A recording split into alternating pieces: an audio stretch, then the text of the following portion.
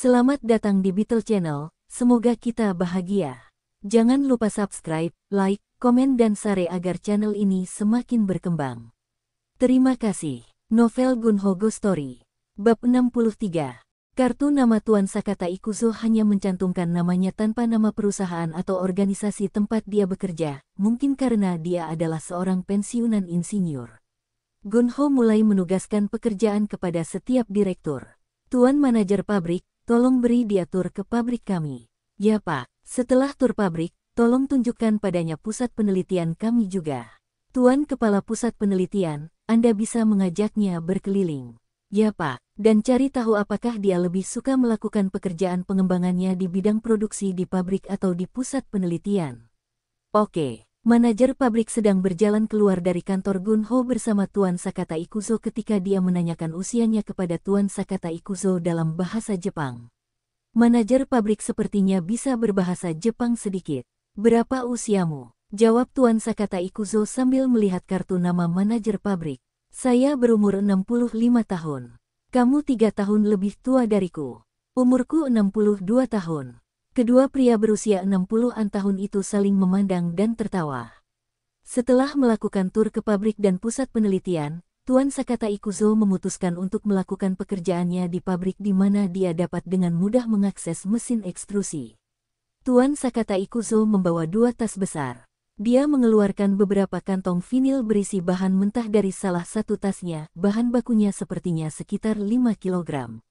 Apakah Anda memiliki pemimpin tim di Departemen Pemeliharaan dan Perbaikan? Kami memiliki manajer produksi di sini, dan dia juga sangat ahli dalam pekerjaan pemeliharaan. Manajer pabrik memperkenalkan Jong Suk kepada Tuan Sakata Ikuzo. Tuan Sakata Ikuzo tiba-tiba tersenyum dan menawarkan tangannya kepada Jong Suk untuk berjabat tangan. Bisakah kamu menyiapkan cetakan dan sebagainya, jadi aku bisa mengukir cetakan secara manual? Tentu. Jong Suk memasang sesuatu untuk Tuan Sakata Ikuzo sehingga dia dapat dengan mudah memulai pekerjaan cetakannya segera. Gunho menerima telepon dari pengacara Yang Jin Kim di kantor hukum Kim Jong. Saya dengar insinyur Jepang sudah tiba. Ya, dia ada di sini. Amil menelepon saya dan mengatakan bahwa jika insinyur Jepang berhasil mengembangkan produk baru, Anda perlu memberinya biaya insentif. Biaya insentif. Biaya konsultasinya adalah $5.000, tetapi biaya insentifnya adalah $20.000. Dia tidak akan mengklaim kepemilikan apapun atas produk baru tersebut. Dia akan memberikan kepemilikan penuh atas produk baru tersebut kepada GH Mobile. Amil meminta firma hukum kami untuk mengesahkan pernyataan tersebut. Gunho mengambil waktu sejenak sebelum memberikan jawabannya. Oke, ayo kita lakukan. Manajer pabrik datang ke kantor Gunho untuk memberikan laporan. Dongwa Electricity telah mengurangi pesanan produk secara drastis. Saya pikir sebaiknya kita berhenti membuat produk tersebut untuk mereka. Kami masih menjual produknya ke Dongwa Electricity kan. Dan itu menghasilkan pendapatan meski tidak banyak.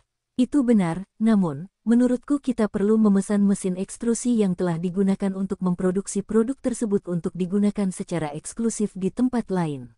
Apakah itu karena insinyur Jepang?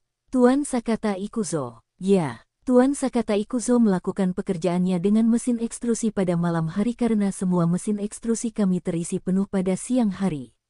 Para pekerja yang membantu Tuan Sakata Ikuzo pada malam hari menjadi sangat kelelahan juga. Manajer Jong Suk Park telah membantu Tuan Sakata Ikuzo, kan? Ya, dan ada 2 pekerja lain yang juga membantunya. Jadi, ada 3 pekerja yang membantu Tuan Sakata Ikuzo. Tapi mereka tidak bekerja dengan Tuan Sakata Ikuzo sepanjang hari. Mereka biasanya menjalankan tugas pekerjaannya, dan mereka hanya membantu Tuan Sakata Ikuzo saat dia membutuhkannya. Jadi begitu, Tuan Sakata Ikuzo suka bekerja dengan manajer Taman Jong Suk. Saya rasa itu karena manajer Taman Jong Suk lincah, dan dia sangat ahli dalam pekerjaan pemeliharaan dan perbaikan. Saya tahu dia pandai dalam pekerjaan pemeliharaan dan perbaikan, tapi bagaimana kabarnya di bidang produksi? Bukankah dia tidak kompeten dalam produksi? Tidak sama sekali. Biasanya, orang yang terampil akan cepat menyesuaikan diri dengan bidang lain meskipun bidang itu membutuhkan keterampilan yang berbeda. Dia juga sangat ramah. Dia memanggil siapapun sebagai kakak jika orang itu lebih tua darinya. Haha, benarkah? Mengenai mesin ekstrusi, saya menyarankan untuk memesan satu mesin ekstrusi secara eksklusif untuk Tuan Sakata Ikuzo. Mereka tidak harus bekerja pada malam hari secepat itu. Tidak juga. Begitu mereka mulai mengembangkan produk dan menjadi sibuk, mereka harus bekerja tanpa istirahat. Jadi mereka juga harus bekerja di malam hari. Saya tidak tahu banyak tentang cara kerja di bidang produksi. Saya akan membiarkan Anda memutuskan masalah itu. Baiklah, Tuan. Terima kasih. Setelah manajer pabrik meninggalkan kantor Gunho memikirkan tentang Taman Jongsuk. Jongsuk seperti adiknya, mereka sudah lama bersama di hari baik dan hari buruk dalam hidup. Dia seperti kawan hidup bagi Gunho. Jongsuk hampir sempurna. Satu-satunya masalah adalah dia tidak menyelesaikan pendidikan perguruan tinggi. Gunho berpikir bahwa dia akan menyekolahkan Jongsuk ke perguruan tinggi setelah Tuan Sakata Ikuzo selesai mengembangkan produk baru. Jongsuk bisa mengambil kelas malam sehingga dia tetap bisa bekerja di perusahaan Gunho pada siang hari. Saya tidak yakin apakah Politeknik Chollege menawarkan kelas malam. Gunho mencari di internet untuk melihat program yang ditawarkan Politeknik Chollege. Tuan Sakata Ikuzo menginap di Hotel Sumber Air Panas Onyang, dan Jongsuk memberinya tumpangan untuk perjalanan ke tempat kerja. Mereka berangkat kerja pada jam tertentu setiap hari, namun seringkali mereka tetap bekerja hingga larut malam. Terkadang mereka harus bekerja sepanjang malam. Penerjemah juga tinggal bersama mereka karena jadwal kerja mereka yang tidak menentu. Penerjemah tersebut tinggal di Onerum dekat pabrik, namun ia harus menggunakan transportasi umum untuk bepergian. Manajer pabrik memanggil Jongsuk. Manajer Park, mulai hari ini, Anda cukup fokus membantu Tuan Sakata Ikuzo. Anda tidak perlu bekerja di bagian produksi atau pemeliharaan untuk saat ini. Tetapi ada begitu banyak pekerjaan dalam produksi dan pemeliharaan. Tuan Sakata Ikuzo menginginkan bantuan penuh Anda. Lakukan saja apa yang dia mau. Apa dia pikir dia bisa memerintahku? Kami dapat menangani pekerjaan produksi dan pemeliharaan dengan personel lain. Kami memiliki pemimpin tim dan manajer di departemen tersebut. Tidaklah buruk jika memiliki insinyur terkenal di dunia sebagai atasan Anda. Aneh. Aku tidak mengerti kenapa harus aku yang harus membantunya. Itu karena kamu sangat pandai dalam bekerja. Meskipun saya bekerja sampai larut malam, saya tidak dibayar lembur karena saya seorang manajer. Di sisi lain, saya mendengar Tuan Sakata Ikuzo akan mendapat insentif jika dia berhasil mengembangkan produk baru selain produknya, biaya konsultasi. Jika dia berhasil mengembangkan produk baru kita, semua uang yang dibayarkan kepada Tuan Sakata Ikuzo akan sepadan. Itu akan membawa manfaat besar bagi perusahaan. Anda harus lebih memikirkan kepentingan perusahaan. Anda dekat dengan presiden, bukan? Tentu saja saya prihatin dengan kepentingan perusahaan. Saya hanya tidak menyukai cara Tuan Sakata Ikuzo menangani cetakannya. Ada apa dengan cetakannya? Kelihatannya jelek. Cetakannya digunakan untuk produk Boeing. Itu Tuan Sakata Ikuzo memanggil Jongsuk. Tolong lakukan pekerjaan pengelasan pada gagang alat ini dan isi sambungannya dengan karet. Ya Pak, saya akan memasukkan cetakan yang baru saja saya selesaikan ke dalam mesin ekstrusi, dan Anda menaikkan suhunya. Mengapa Anda tidak memasukkan bahan mentah ini ke dalam hopper, 5 gram pigmen hitam, 4 gram tenaga karbon, dan 1 gram akselerator vulkanisasi? Sial, banyak sekali barang yang masuk ke dalam hopper. Hei, Tuan penerjemah, jangan sentuh benda itu. Menjauhlah dari mesin itu. Tampaknya penerjemahnya menyentuh sesuatu karena penasaran. Mesin mengeluarkan suara keras sebelum jarum penunjuk pengukur tekanan bergerak ke atas. Penerjemah ketakutan dan segera lari dari mesin.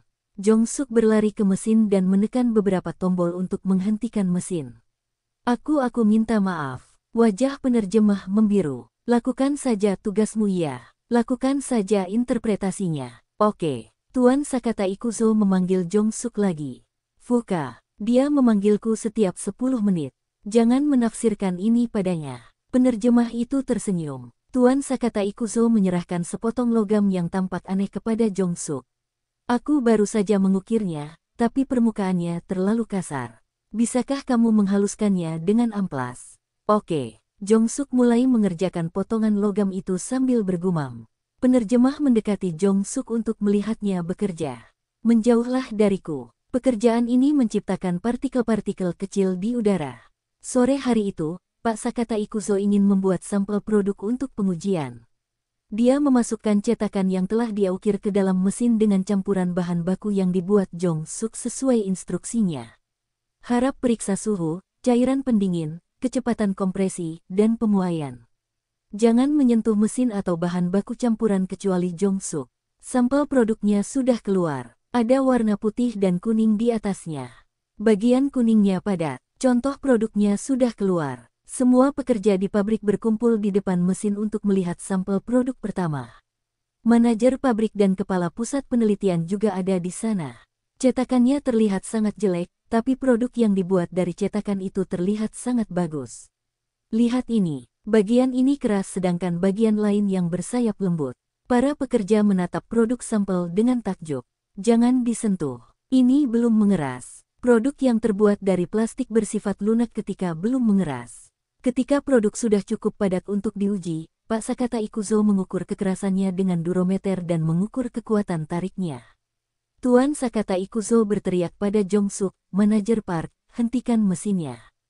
Tuan Sakata Ikuzo menghela nafas panjang. Ada masalah dengan tingkat kejernihannya. Saya rasa campuran magnesium karbonatlah penyebabnya. Kelihatannya baik-baik saja. Para pekerja yang menyaksikan pengujian produk kemudian berkata secara bersamaan, sore Dewan Nai tidak. Saya harus mencicipinya untuk memastikannya. Saya tidak bisa hanya mengandalkan alat pengukur. Rasakan. Tuan Sakata Ikuzo memotong produk tersebut dengan gunting dan mengambil sepotong produk yang masih agak lunak dan memasukkannya ke dalam mulutnya. Wow, dia benar-benar memakannya. Dia tidak bisa menelannya. Itu plastik. Dia tidak seharusnya memakannya. Tuan Sakata Ikuzo terus mengunyah produk tersebut dengan mata tertutup. Dia tampak seperti sedang menikmati sepotong sushi atau semacamnya. Setelah mengunyah sampel produk beberapa saat, Tuan Sakata Ikuzo meludahkannya dan berkata, kita harus menambahkan lebih banyak magnesium karbonat dan lebih sedikit minyak ke dalam campuran. Buang semua sampel produk yang baru saja kita buat. Semuanya. Sayang sekali. Buang semuanya. Tuan Sakata Ikuzo menjatuhkan diri ke lantai, dia tampak kelelahan. Keesokan harinya, Tuan Sakata Ikuzo tidak melakukan pekerjaan apapun. Kami akan melanjutkan pekerjaan setelah 2 hari. Saya harus mendapatkan inspirasi terlebih dahulu. Setelah hari itu, Tuan Sakata Ikuzo hanya duduk di kursinya dan membaca buku. Cara dia duduk dengan tenang mengingatkan Jong-suk pada seorang Buddha. Jong-suk bertanya-tanya buku seperti apa yang disukai Tuan Sakata Ikuzo, tapi dia tidak bisa memahaminya karena semuanya ditulis dalam karakter Jepang dan Cina. Manajer pabrik memanggil Jong-suk. Hei, kenapa kamu tidak menguji produknya? Tuan Sakata Ikuzo baru saja membaca buku selama berjam-jam sekarang. Buku apa? Saya tidak tahu. Dia bilang dia perlu inspirasi atau semacamnya sebelum dia bisa melanjutkan pekerjaannya. Inspirasi. Ya, dia bilang dia butuh inspirasi. Dia adalah sesuatu. Benar. Orang Jepang itu aneh. Biarkan aku pergi dan memeriksa buku apa yang dia baca. Manajer pabrik pergi ke meja Tuan Sakata Ikuzo. Apa yang kamu baca, Tuan Sakata Ikuzo? Menyenangkan. Oh, tidak, aku hanya perlu memikirkan sesuatu. Manajer pabrik sepertinya tahu cara membaca beberapa karakter Cina. Dia melihat sampul buku untuk melihat judul bukunya. Kitab 5 Cincin. Benar, ini buku 5 cincin. Sepertinya aku mendengarnya dari suatu tempat. Manajer pabrik memiringkan kepalanya sambil memikirkan buku itu. Dia kemudian pergi ke kepala pusat penelitian. Apakah kamu mengetahui buku berjudul The Book of Five Rings? Oh, sepertinya aku pernah mendengarnya di suatu tempat. Bukankah ini novel seni bela diri? Dia sedang membaca novel seni bela diri untuk mencari tahu sesuatu di tempat kerja. Tuan Sakata Ikuzo terus membaca buku tersebut, dan terkadang dia berhenti membaca buku tersebut dan sepertinya memikirkan sesuatu dengan mata tertutup. Dan dia melanjutkan bacaannya setelah dia selesai berpikir. Proses membaca dan berpikir Tuan Sakata Ikuzo terlihat sangat aneh bagi Jong-suk. Apakah dia membaca teks Buddha? Jong-suk mengira membaca itu mungkin bagian dari meditasinya, atau semacam praktik keagamaan. Keesokan harinya, Pak Sakata Ikuzo terus membaca buku tersebut tanpa bekerja hingga larut malam. Fuka, aku mau pulang. Haruskah aku menunggu sampai dia selesai membaca hari ini? Aku harus mengantarnya ke hotelnya. Sial, saya juga. Penerjemah juga mengeluh sambil berdiri di samping Jongsuk. Setidaknya Onerummu dekat dengan pabrik. Aku harus berkendara jauh-jauh ke rumahku. Fuka, Jae-sik yang sedang bekerja shift malam melihat Jongsuk menggerutu. Apa yang salah? Orang Jepang yang suka memerintah itu belum mau pulang. Dia hanya membaca buku, dan aku harus menunggu sampai dia selesai membaca. Benar-benar, Jae-sik mulai berpatroli di pabrik. Dia memeriksa setiap kantor dengan senternya. Dia sedang memeriksa apakah lampu kantor masih menyala meskipun tidak ada orang yang bekerja di kantor itu. Jae-sik mampir ke area di mana Tuan Sakata Ikuzo sedang membaca bukunya. Penerjemahnya duduk agak jauh dari Tuan Sakata Ikuzo, dan dia sedang bermain game dengan ponsel cerdasnya. Anda sedang membaca buku, Tuan. Oh, itu buku 5 lingkaran. Tuan Sakata Ikuzo memandang Jae-sik yang mengenakan seragam satpam. Itu buku 5 lingkaran yang ditulis oleh Miyamoto Musashi. Penerjemah itu tiba-tiba memukul keningnya. Benar, kitab 5 lingkaran adalah buku yang ditulis oleh Miyamoto Musashi. Aku mengingatnya sekarang. Tuan Sakata Ikuzo mengangkat kepalanya dan menatap Jae-sik lagi. Apakah kamu kenal Miyamoto Musashi? Tentu saja, dia adalah pendekar pedang terbaik di Jepang. Dia adalah seorang samurai legendaris yang tidak pernah kalah dalam 60 pertarungannya. Kamu memang kenal dia. Buku 5 lingkaran ditulis pada tahun-tahun terakhirnya. Ini telah menjadi buku terlaris untuk periode terlama di toko buku online dan Amazon.com di AS sebagai buku manajemen. Dia adalah master dari Niten Ichiryu. Aku sangat menyukainya. Oh begitu. Tuan Sakata Ikuzo mengamati Jae-sik dari ujung kepala sampai ujung kaki. Sayang sekali dia bekerja sebagai satpam sebuah pabrik. Tuan Sakata Ikuzo bergumam pada dirinya sendiri. Gunho pergi ke bidang konstruksi di kota Jiksan. Ketika dia memasuki halaman pabrik, Direktur Yun berlari ke arahnya. Wow, bangunannya hampir selesai. Benar, menyelesaikan bangunannya cepat sekali. Tapi butuh waktu untuk menyelesaikan bagian dalamnya. Benar-benar, ini adalah area di mana lapangan produksi akan berada, akan dibagi menjadi bagian A dan bagian B. Area ini adalah area kantor manajemen. Dan ini untuk ruang konferensi, dan itu akan menjadi kafetaria perusahaan dan tempat istirahat. Silakan ikut dengan saya. Kami belum memasang pagar pembatas untuk tangga. Anda harus berhati-hati saat menggunakan tangga untuk berjalan ke atas. Gunho berjalan ke lantai 2, dia mengenakan jas dan helm pengaman yang diberikan Direktur Yun kepadanya. Ini area kantor manajemen. Yang itu kantor Anda, Presiden Go. Akan ada ruang rapat kecil dan besar. Itu toiletnya. Gunho melihat sekeliling gedung dengan cermat. Sebuah pohon pinus pernah ditanam di halaman depan sebagai bagian dari lanskap. Pabrik akan terlihat sangat bagus setelah pembangunannya selesai. Setelah kita berhasil mengembangkan produk baru kita, satu persatu kita bisa mempekerjakan 1000 karyawan di pabrik ini, bukan? Tentu saja, Tuan. Kami akan memiliki cukup ruang di pabrik ini untuk menampung 1000 pekerja. Apalagi kami memiliki lahan kosong di sana, jadi kami selalu bisa menambah bangunan lagi kapan saja. Bagaimana dengan pasokan listrik dan air? Apakah pasokan kita mencukupi? Ya, pabrik sebelumnya punya kapasitas listrik yang tinggi, jadi bisa terus digunakan. Untuk air, kami mendapatkan layanan pasokan air, tapi kami berencana menggunakan air bawah tanah juga. Air bawah tanah? Ya, ada banyak sekali air bawah tanah di daerah ini. Jadi, kami berpikir untuk memanfaatkan air bawah tanah untuk fasilitas pendingin kami. Gunho menganggukkan kepalanya. Apakah kita akan menggunakan semen untuk lantainya? Area pintu masuk dan halaman pabrik akan diaspal. Ketika Gunho kembali ke kantornya di kota Asan, dia memanggil sekretarisnya. Tolong minta Tuan Sakata Ikuzo datang ke kantor saya. Ya Pak. Tuan Sakata Ikuzo memasuki kantor Gunho. Bagaimana kabarmu? Aku hanya ingin minum teh bersamamu. Terima kasih. Aku dengar kamu sedang membaca buku akhir-akhir ini. Oh iya, saya sedang membaca buku 5 lingkaran yang ditulis oleh seorang pendekar pedang Jepang kuno. Buku tersebut sangat populer sebagai buku manajemen saat ini. Benar-benar. Buku 5. Lingkaran diterjemahkan ke dalam bahasa Inggris dan dijual di Amazon.com.